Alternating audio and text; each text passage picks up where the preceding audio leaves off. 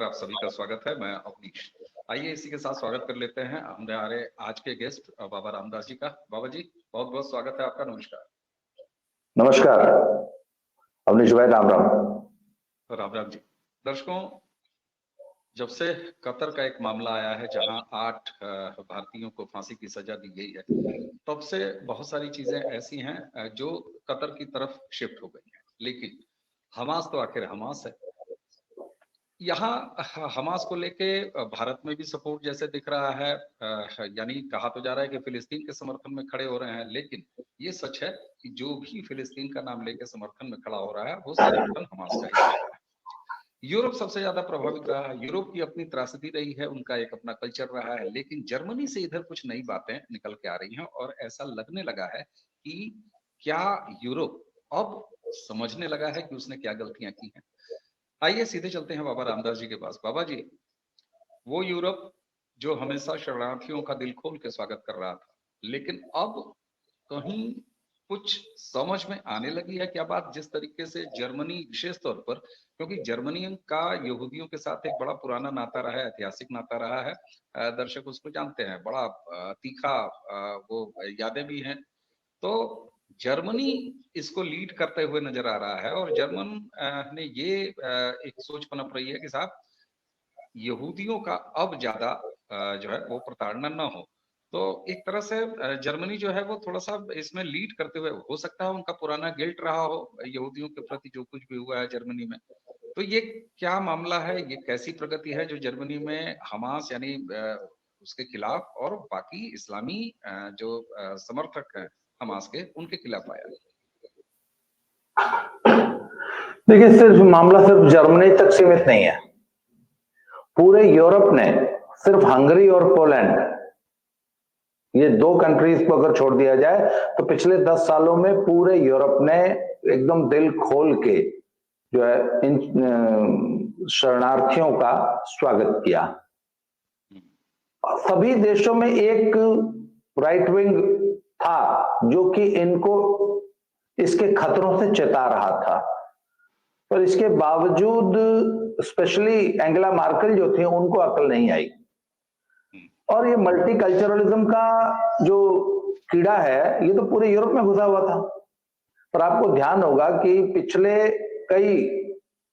लगभग एक दशक से स्वीडन, हंगरी और पोलैंड, इन तीनों कंट्रीज ने स्पष्ट मना कर दिया। बहुत सारे अंतरराष्ट्रीय फोरम्स में इनसे पूछा कि how many refugees are you going to accept, तो इन तीनों, स्वीडन का भी, स्वीडन ने शुरू में कुछ लिए थे, स्वीडन को ये बीमारी थी, उसके बाद सबसे पहले स्वीडन को अकल आई, और हंगरी और पोलैंड ने कहा कि नॉट इवन वन, हम एक भी नहीं लेंगे। अच्छा, सबसे ज्यादा ये बीमारी थी इंग्लैंड को और जर्मनी को। पिछले दिनों जब इजराइल ने रिटेलिएट किया है तो लगभग 1 लाख फिलिस्तीनी हमास समर्थक लंदन की सड़कों पर उतरे और उन्होंने जम के उत्पात किया।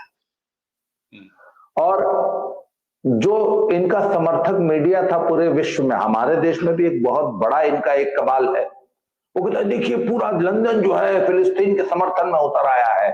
इनफैक्ट वो लंदन नहीं उतरा था, लंदन में जो इन्होंने भर रखे हैं वो सब के सब उतर आए थे। अच्छा, कल की जर्मनी की मैं आपको रिपोर्ट बता रहा हूं कि कल जर्मनी ने एक हमास समर्थक रैली के एक व्यक्ति को पकड़ के जेल में ठूंस दिया है कल, और बताया गया है कि कोई जमानत नहीं, अगले 5 साल जेल में रहो और तुरंत इनको इनके देश डिपोर्ट करने की कार्रवाई जर्मनी शुरू करने जा रहा है। अच्छा, आखिर सरकारों को इतनी अचानक ही अकल कहां से आ गई? तब जनता का आक्रोश है, इनकी जो अपनी लोकल जनता है ना, इनका बहुत भयानक आक्रोश है और सरकारों पे दबाव है। क्यों? क्योंकि हमास ने जो ये कुकृत्य किया है ना, इंडिया में तो अभी बहुत कम खबरें आई हैं। वो आपने सुना होगा कि आज से 4 दिन पहले इजराइल ने 200 देशों के पब्लिकेशंस के, अखबारों के, न्यूज चैनल्स के पत्रकारों को बुला के एक सिनेमा हॉल में रॉ फुटेज दिखाई है। रॉ फुटेज, वो फुटेज जो कि हमास के आतंकियों ने अपने बॉडी कैम या हेलमेट पे लगा रखा था, और उसमें वो तमाम बर्बरता रिकॉर्ड करके अपने फैमिली, अपने फ्रेंड्स को गाजा में भेजा है, कॉन्ग्रेचुलेटरी, और वहां पे सेलिब्रेट किया है अल्लाह अकबर को के नारे लगाते हुए 8-8 महीने के बच्चों को जो है इतने निर्मम तरीके से। मतलब लोग वहां बता रहे हैं कि जब उस हॉल में वो फुटेज चल रही थी ना, तो बहुत से पत्रकार रोने लगे, कईयों ने अपनी आंखें बंद कर ली, एंड एक महिला ने तो बाकायदा उल्टी कर दी, 1-2 लोग बेहोश हो गए। वो इतनी विभत्स थी वो फुटेज। ये फुटेज पूरी की पूरी यूरोप में दिखाई जा रही है, पूरा यूरोप देख रहा है इसको, और अब समझ रहा है कि यदि आतंकवाद के खिलाफ निर्मम तरीके से लड़ाई न लड़ी गई तो पूरी दुनिया में ये बहुत जल्दी, सारी दुनिया में ये दृश्य देखने को मिलेंगे। अच्छा, पिछले करीब 1 हफ्ते से इजराइल अपने सिर्फ नागरिकों को नहीं, सभी यहूदियों को ये चेतावनियां दे रहा है कि आप कहीं पर भी हैं सुरक्षित रहिए, दुनिया के किसी भी कोने में यदि आप रह रहे हैं तो खुद को सुरक्षित रहिए। क्यों? क्योंकि दुनिया भर से खबरें आई हैं। अमेरिका में एक बुजुर्ग को घेर लिया, ये पूरे यूरोप से खबरें आ रही हैं, कनाडा में यहूदियों की जो है बहुत निर्मम तरीके से हैं ये लोग पिटाई करते हुए इनके आ रहे हैं। तो पूरे यहूदी समुदाय को एक खतरा पैदा हो गया है इनसे। सर, इसका कुछ रिटेलिएशन तो होगा ना, दुनिया को दिखाई दे रहा है ना कि हम कर क्या रहे हैं। जी अच्छा, ठीक है, दुनिया को ये दिखाई दे रहा है, लेकिन अभी भी आप देखिए तो जो इजराइल पर हमास का हमला रहा, उसके बाद इस्लामिक कंट्रीज शुरू में तो सबने बड़ी निंदा की और बड़ा तेज रहे, लेकिन उसके बाद जो ये पूरा एक इकोसिस्टम होता है, आप भारत में ही देख लीजिए उसका इकोसिस्टम किस तरीके से काम कर रहा है। और हमास के पूरे कांड को जो है वो फिलिस्तीनी जनता, अबोध जनता, हालांकि इस बार इनका प्रोपेगेंडा काफी हद तक एक्सपोज भी हो रहा है, वो मेकअप करते हुए तस्वीरें जो है, वीडियोस जो है वो वायरल हैं। एक ही बच्ची, अब उसको बच्ची मैं क्यों कहूँ, मैं तो उसको कैरेक्टर कह रहा हूँ, एक ही चरित्र, यानी जैसे फिल्मों में होता है ना कि हाँ एक ही हाँ हीरो जो है वो कई भूमिकाएं निभाता है, तो एक ही बच्ची साहब जो है वो 4-5 लोगों द्वारा रेस्क्यू की जा रही है, बाकायदा जी। किसिंग हो रही है, ये सब हो रहा है, तो एक साथ चल रहा है। तो इस बार क्या आपको ऐसा लग रहा है कि इजराइल भी इस वारफेयर में अपने पूरे कम्युनिकेशन तंत्र को ऑन करके जुटा हुआ, और वो बाकायदे बता भी रहा है, जैसे आपने कहा कि पत्रकारों को भी दिखाया गया, तो क्या ये इसका असर है, या कहीं ना कहीं खुद में चेतना जगी है यूरोप की, चाहे जर्मनी हो, चाहे यूके हो, या बाकी देश हो? सर, पब्लिक में चेतना जगी है। आपको मैं, आप YouTube पे एक प्रवक्ता है ब्रिजिट गैब्रियल करके एक महिला है, वो लेबनान की कहानी सुनाती है और सारी दुनिया में वो ट्रैवल करती हैं और सारी दुनिया को लेबनान की कहानी सुनाती हैं कि Lebanon was an extremely liberal and an extremely multicultural society and extremely forward 60-70 के दशक में। फिर सीरिया से कुछ लोग शरणार्थी के रूप में आए और इन्होंने वही with their open hearts and their open arms इन्होंने उनको वेलकम किया। वो बताती हैं और कहते हैं 5 साल के अंदर अंदर हमको लेबनान में छुपने की जगह नहीं थी और हमारा एकदम जेनोसाइड किया इन लोगों ने। और आज वही लेबनान, उसमें क्रिश्चियंस जो है वो एक्सट्रीम माइनॉरिटी हो गए हैं, बल्कि it was a Christian country, Lebanon was a Christian country. उन्होंने इनको शरण दी, अल्जीरिया और सीरिया इत्यादि शरणार्थियों को। आज लेबनान का क्या हाल है? तो सर, ये सबक सारी दुनिया को सीखने होंगे कि अगर आप इनको अपने यहां शरण देंगे तो ये आपका क्या हाल करने वाले हैं, तो ये सीखना पड़ेगा। स्वीडन में एक होमलेस बेचारा, बहुत ही दयनीय दशा में एक शरणार्थी को एक व्यक्ति ने अपने घर में शरण दे दी कि चलो ये बेचारा सड़क पे सो रहा है, इतनी सर्दी है, तो तब वो उसके घर में रहने लग गया। करीब 2 महीने बाद वो बोला कि please tell your daughter to dress up sensibly. अपनी बेटी से बोलो, जरा छोटी थी बच्ची, कितनी, करीब 7-8 साल की, कि मेरी रिलीजियस सेंटिमेंट्स हर्ट होती हैं इसके ड्रेसिंग अप से। तो वो, चूंकि वो, उसको तो लिबरलिज्म का भूत सवार था ना स्वीडन वाले को, उसने उसकी बात पे ध्यान नहीं दिया। तो 1-2 बार इसने टोका और एक दिन ये वायलेंट हो गया और उसने उस बच्ची को कम से कम 20 बार स्टैब किया चाकू से, उस व्यक्ति को जिसने इसको शरण दी थी। एंड इट्स ट्रू स्टोरी, ये स्वीडन में आप गूगल कर लीजिए। सर, दुनिया को कब अकल आएगी, आप बताइए ना। ठीक बात। आ रही है अकल? आ रही है। अच्छा ठीक है, अकल आ रही है। बहुत सारे लोग कहते हैं, और मेरा भी मानना है, ठीक है, हमने जर्मनी, जापान, इंग्लैंड, इधर उधर सबकी बातें कर दी, लेकिन ये खतरा हमारे लिए भी तो है। और कई बार मैं तो जब अपने देश यानी भारत की और इजराइल की स्थितियों की तुलना करता हूँ, तो अपने आप में कुछ कुछ चीजें मुझे चौंका देती हैं। तो ऐसे में आपका क्या मानना है कि बाकी जनता तो समझ रही है, यूरोप ने भी अब समझना शुरू कर दिया है, वो दिखाई दे रहा है। सर, क्या हमारे यहाँ भी कोई समझदारी मजबूत हो रही है, थोड़ी बहुत समाज की चेतना आ रही है? मैं भारतीय समाज की बात कर रहा सब देखिए, हमारे यहां तो एक डिवाइड पहले से है, और हमारे यहां तो अब सीधी सीधी बात है। इंडिया जो है फिलिस्तीन के साथ खड़ा है, तमाम चेतावनियों को नजरअंदाज करते हुए। इंडी जो है वो फिलिस्तीन के साथ खड़ा है और बड़ी बेशर्मी से वो हमास को फिलिस्तीन से अलग कर देता है। और भारत जो है वो बहुत मजबूती से इजराइल के साथ खड़ा है। इंडी बहुत परेशान है कि भारत इतनी मजबूती से इजराइल के साथ क्यों खड़ा है। इंडी इंडी बड़ी बेशर्मी से कहता है कि नहीं, ये हमास ने किया है, फिलिस्तीन को कुछ मत कहो।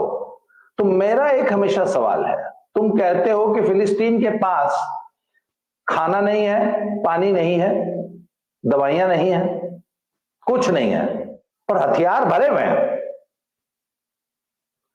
भाई मेरी एक एनोलॉजी है कि अगर आपने एक अपने घर में भेड़िया पाला, उसको खिला पिला के पाल पोस के तगड़ा किया, उसको ट्रेनिंग दी, फिर बाद में उसको रेबीज का वैक्सीनेट कर दिया जिसकी कि उसको रेबीज हो जाए, फिर आपने पूरे गांव को उसको काटना सिखाया, तो पूरे गांव को काट के आपकी खटिया के नीचे छुप जाता है। वो पूरे गांव को काटता है रेबीज वाला दरिंदा, और फिर आपकी खटिया के नीचे छुप जाता है, क्योंकि आपने तो उसको पाल पोस के बड़ा किया है। तो अब उस दरिंदे पे कार्रवाई करनी है तो आपकी खटिया के नीचे लाठी मारनी पड़ेगी कि नहीं मारनी पड़ेगी? तो कहते अरे हमारी खटिया के नीचे हम सर, आप हमास को फिलिस्तीनी समर्थन के परिप्रेक्ष्य में ही देखना पड़ेगा आपको, पूरी दुनिया को। यही बात। फिलिस्तीन हमास को कहता है कितने निरीह लोग हैं, बच्चों के पास दूध नहीं है परंतु गोला बारूद है, उनके पास अन्य कोई संसाधन नहीं है, पर वो पूरे गाजा पट्टी के नीचे सुरंगों का जाल बिछा देते हैं। मेरे घर के नीचे सुरंग मेरी परमिशन के बगैर बन गई क्या? बताइए ना, पूरी गाजा पट्टी के नीचे सुरंगों का जाल बिछा है कि नहीं बिछा है? बिल्कुल। अभी अभी परसों जब एक हमला हुआ और सबसे पहले ये चिल्लाना शुरू किया, इजराइल ने मारा साहब मिसाइल, और पता चला साहब कि अरे वो तो मस्जिद के ऊपर गिर गया, मस्जिद के ऊपर गिर गया। लेकिन जब उस मस्जिद के अंदर गए तो बाकायदे तहखाना था, वो तहखाना नीचे जाके जो है सुरंगों में खुल रहा है। तो मस्जिद के नीचे तहखाना, अच्छा, उसके बाद आप देखिए वो वीडियो भी दर्शकों ने बहुत सारे लोगों ने देख लिया होगा कि तुम कह रहे हो कि वहां पानी नहीं है, बिजली काट देगा, पीने का पानी नहीं है। तो भाई साहब, वो जो तमाम पानी के पाइप जिनका इस्तेमाल तुमको वहां पर पाइपलाइन बिछाने में करना चाहिए था, तो उसका तो तुम मिसाइल बनाए बैठे हो, उसका तो तुम रॉकेट लॉन्चर बनाए बैठे हो। तो ऐसे में कैसे, मतलब इतनी बड़ी एक साफ साफ इतनी बड़ी बकवास को कैसे स्वीकार किया जा सकता है कि हमास अलग है और फिलिस्तीन अलग है। मेरा स्पष्ट मानना है कि जो हमास है वही फिलिस्तीन है, और जो फिलिस्तीन है वही हमास है। अगर छोटा सा बच्चा भी मर रहा है तो वो हमास का सपोर्टर है। नहीं मरना चाहिए, ठीक है, लेकिन अगर उसी बिल्डिंग के नीचे हमास की सुरंग है, तो वो सुरंग, जैसा आपने कहा कि वो बिल्डिंग के लोगों के बगैर जो है इजाजत के तो बनी नहीं होगी। अच्छा, भारत में जो हमास की मानसिकता है, और हम लोगों ने इससे पहले भी बात किया था जब आपसे, तो हमारी बातचीत में यही निकल के आया था कि यहाँ भी तमाम हमासी मानसिकता के लोग हैं, यहाँ भी तमाम गाजा पट्टी हैं, ये बात हमने किया था। अब जब ये एक सिलसिला बीत गया है इसराइल पर हमले का, और इसराइल खुद के ऊपर हमला होने के बाद जिस तरीके से उसने हमास और फिलिस्तीन पर कार्रवाई की, एक अच्छा खासा अरसा बीत गया है। शुरू में एक तरफा लगा था कि सब लोग बिल्कुल हमास के खिलाफ थे, लेकिन धीरे धीरे नकाब उतरने शुरू हुए।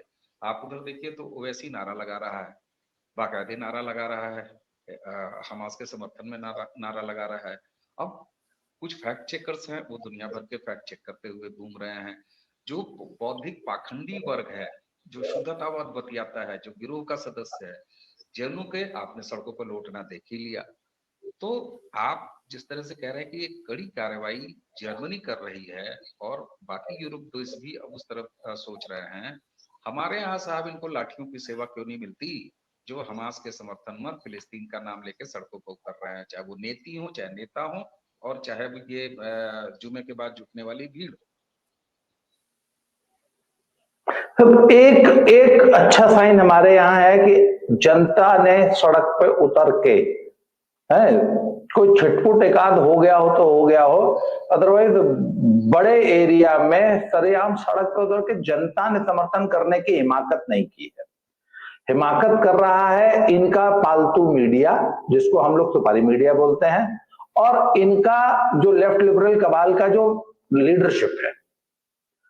अच्छा सर, ये बड़ी महीनी से, बड़ी सफाई से जो है ना इनका समर्थन करते हैं,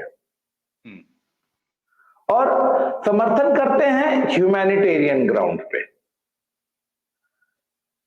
कि अरे अब कितनी सजा दोगे, अरे ये क्या नाम, वो एक टर्म इन्होंने निकाल रखा है ना कि disproportionate use of force. Sir 5,000 missile मारने वालों को, 8 महीने के बच्चों को रेतने वालों को, सिविलियन पॉपुलेशन पर सरेआम सीधे हमला करने वालों को, एक झटके में 700 लोगों को मौत के घाट उतार देने वालों के साथ ये डिस्प्रोपोर्शनेट यूज ऑफ फोर्स कहां से आती है? इसको how would you define disproportionate? पहला सवाल। वो कहते हैं कि भाई नेतन्याहू ने कहा है कि इस बार हम हमास को जड़ से मिटा देंगे। तब पोलियो को जड़ से मिटा देने के लिए each and every person, each and every child has to be disinfected. उसको भी जो है ना इम्यून करना पड़ेगा, पल्स पोलियो की ड्रॉप पिलानी पड़ती है ना। अगर एक भी रह जाए तो वो फिर से पनप जाता है। सर इजराइल ने आज का जो अभी लेटेस्ट सिनेरियो है कि उसने पहला हमला किया है, पहली बार वो गाजा में टैंक लेके घुसा है, और सारी दुनिया उसको बोल रही कि अरे बस करो, अब बस करो। बोल रहा नहीं नहीं, कोई बस नहीं करना। हम भी ये कहते हैं, मेरा ये मानना है कि सर इस समस्या को जड़ से इराडिकेट करना पड़ेगा, समूल। जो ये जो पोलियो का जो वैक्सीन है ना सर, वायरस है, इसको सर जड़ से ही मिटाना पड़ेगा। और इसके बाद मैं तो एक बात कहता हूं, anybody who supports Hamas is Hamas, इस पॉलिसी पे। अच्छा मुझे एक बात बताइए, तो कौन लोग हैं जो अपने बच्चों का नाम उसामा रखते हैं देश में? वो कौन लोग हैं? और जब वो अपने बच्चे का नाम उसामा रखते हैं, जब वो अपने बच्चे का नाम सद्दाम रखते हैं, या जब वो अपने बच्चे का नाम तैमूर रखते हैं, तो वो हमको क्या मैसेज देना चाहते हैं? फिर जब वो बोलते हैं कि तुम कितने अफजल मारोगे, हर घर से अफजल निकलेगा, क्या मतलब है? तो वो हमको क्या मैसेज देना चाहते हैं? तो सर ये जो मानसिकता है ना, तुम कितने अफजल मारोगे, हर घर से अफजल निकलेगा, तो उसका एक ही जवाब है, हम घर में घुस के मारेंगे, हम देखें कितने अफजल निकलेगा। पर अफजल को इसके अलावा आप टैकल नहीं कर सकते।